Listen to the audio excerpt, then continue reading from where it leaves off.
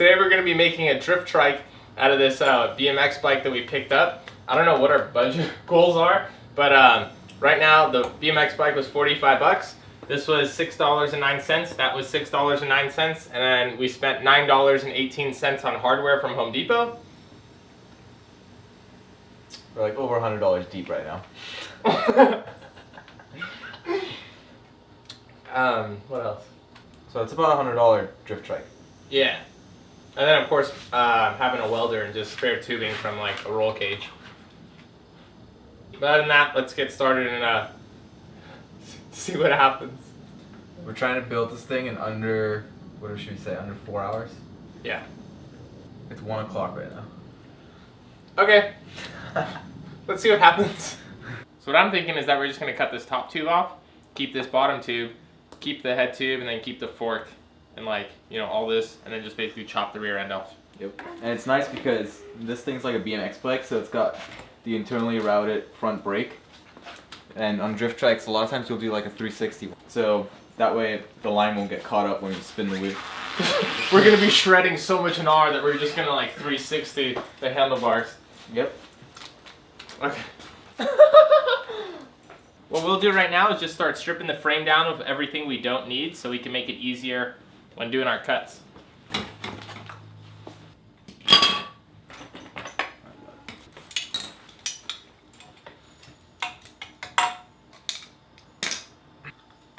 Dude.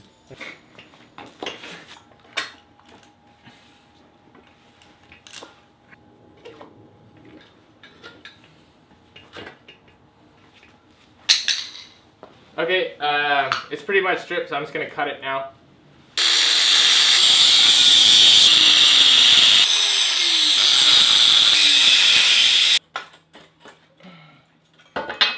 There you go. Yeah, there you go. Like that? Bars are wide. We figured out that the height of the frame needed to be right around here, so I have my notch template, and I'm just going to cut this out with the angle grinder and then fit this up, and then it should be pretty solid as far as the height and everything should go.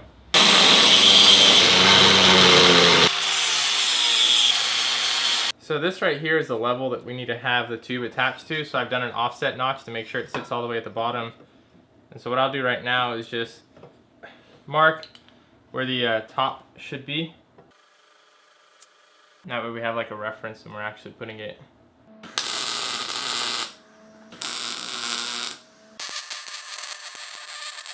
Shit through this thing. Oh, really?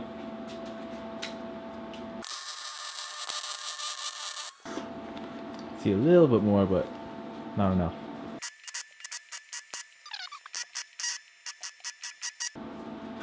Okay. I think you were blocking it the whole time. Oh, really? Okay. So it's all welded now, and we can start mocking up the rear end. Okay, so we have the frame over here, and I have the template for a 90-degree notch on the back, so we can put our axle back there, so I'm just gonna notch that.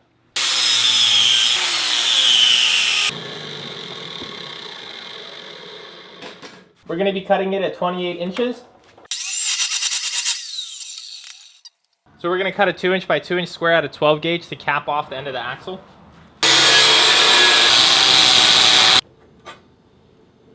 Then I just like weld around it. Mm-hmm. Then after that I'll trim it, and then I'll lay like another bead. Yeah.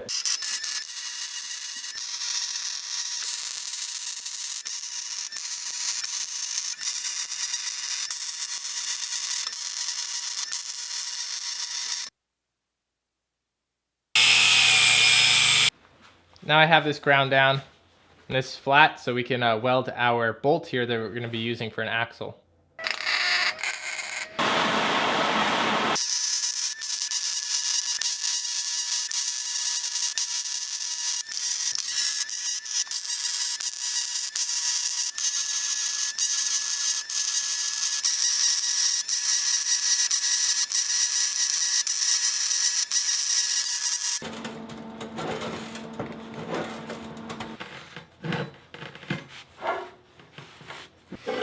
Like super solid. At first I was a little bit sketchy, the fact that we're welding a bolt onto there, but then after I welded it, yeah, I got like no doubts in my mind this thing is going to be stout.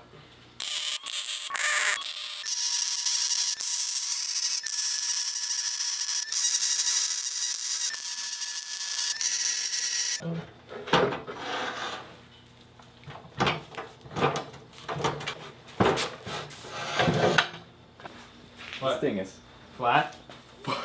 perfect. That's sick. You did a good job.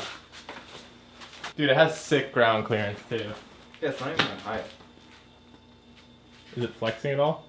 No, it's not. Tires are just flexing. Tires are flexing. As you can see on the front end here, we want to have pegs up front so we can put our feet up on. So these are the nuts that hold the wheel into the fork. And what we're going to do is we're going to take the old frame and we're just going to cut a piece off over here. And this metal is like the perfect size to fit over the nut that actually goes onto the fork. So we'll just take this, we'll chop a piece off, and then we'll weld it around the nut. And then, yeah, then we'll just instantly have pegs off of something that we already have.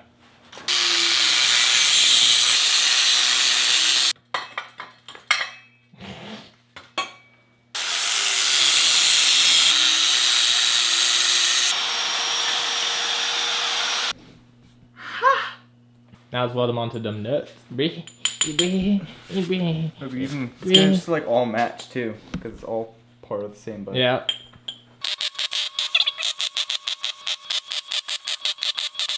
Stacking tacks. We got pegs. Sick. Oh, perfect. Okay.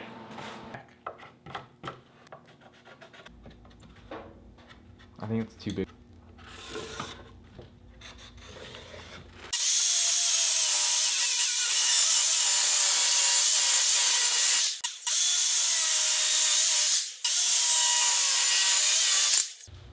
So let's just drill holes in it and zip tie.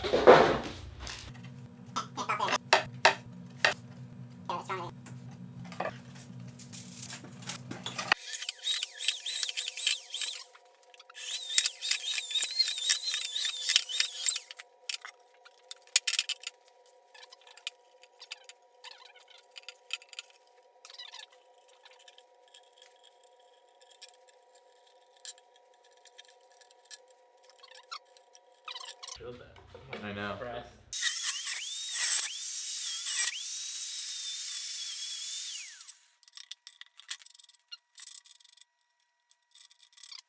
now we trim the bolt down so we have a few threads extra, but it's not like a super long piece like that. And next we'll just put our PVC tires on. All right, we got this massive 10-foot, right, piece of PVC pipe, and it is 10 inches in diameter, the inside diameter. So now we're going to try and cut that up, and that's what we're going to sleeve on top of the wheels that we have. Why did you take them off? To put it on. Okay, so we're going to mark 6 inches because that's how wide we're going to make the drift tires on here. Now I can take my piece of paper that I've wrapped all the way around there and I know it's straight, and then create a straight line throughout everything.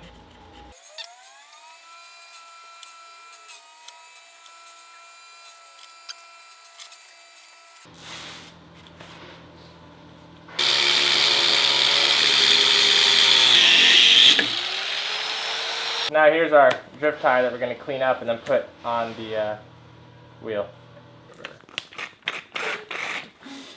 So we've done a little test run of the drift trike, and the only problem we're noticing with these 10-inch PVC on the 10-inch wheel is that the PVC, like after every single run we did, it basically slide off and become uneven, kind of like that.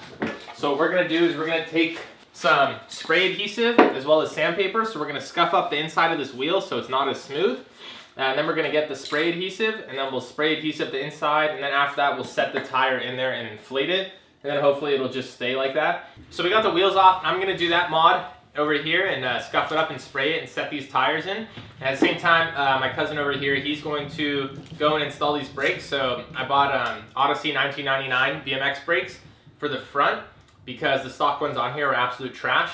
So hopefully these are going to help, and we're actually going to have some brakes for up front, and we don't die. I'll go with that tire for a second. Yeah. Oh. Let's spray it. 3M rubber and vinyl 80 spray adhesive.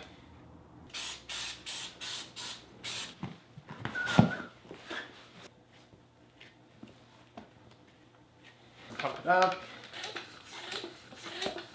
We're supposed to inflate the tire to 35 psi, and I inflated them to 50. Yeah. Okay.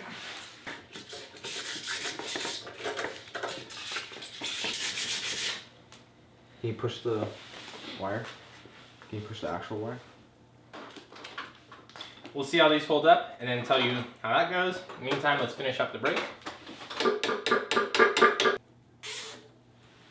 How's your brother? It's good. So now he has to get a new ECU. So the whole car's dead now. Exactly.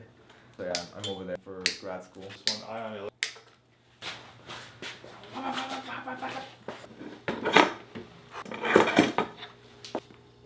So we're gonna make the side bolsters for the seats now. Roughly 8 inches.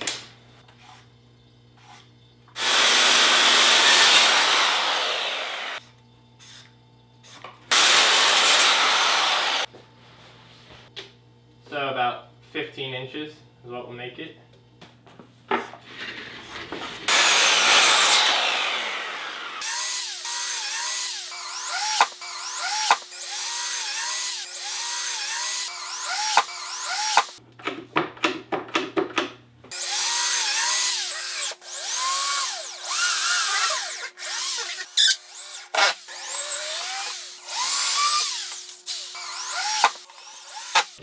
$128 costs $200. I'll buy it. No, it'll definitely keep us in place, I'll tell you that. Yeah. We weren't able to do that before. Okay, so the overview of this bad boy. We got our nice wooden seat over there. It is zip tied in place. And then we have our 2x4s right there. We have a small gap in the bottom to allow for our zip ties to still be accessed and clamp the bottom down. We got our wheels over here. These are the gold 10-inch ones from Harbor Freight. And then we have our 10-inch PVC on top of that. 80 grit sandpaper in the center. 3M spray adhesive to keep everything in place. 50 PSI in the rear tires to expand it and keep it there. We got a 5/8 inch bolt running through, which is the same bore size as the wheel, and then 2 nuts holding it on so we don't put too much pressure on the bearing so it can actually spin. Then you have our Mongoose BMX front end over here. We have our pegs made out of like leftover frame material. We have our Odyssey 1999 front brake setup, which works but really not that great. Then we have our frame welded together. This is all 1.5 DOM. Basically roll cage material, 095 wall, and of course capped off, and that's where the axle and everything runs. So, you happy? Hell yeah, let's go shred. Let's go shred.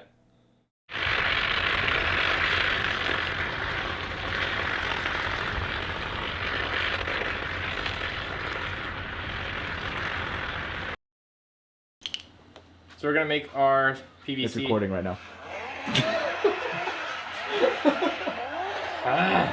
Oh shit, it's going off too. Hello.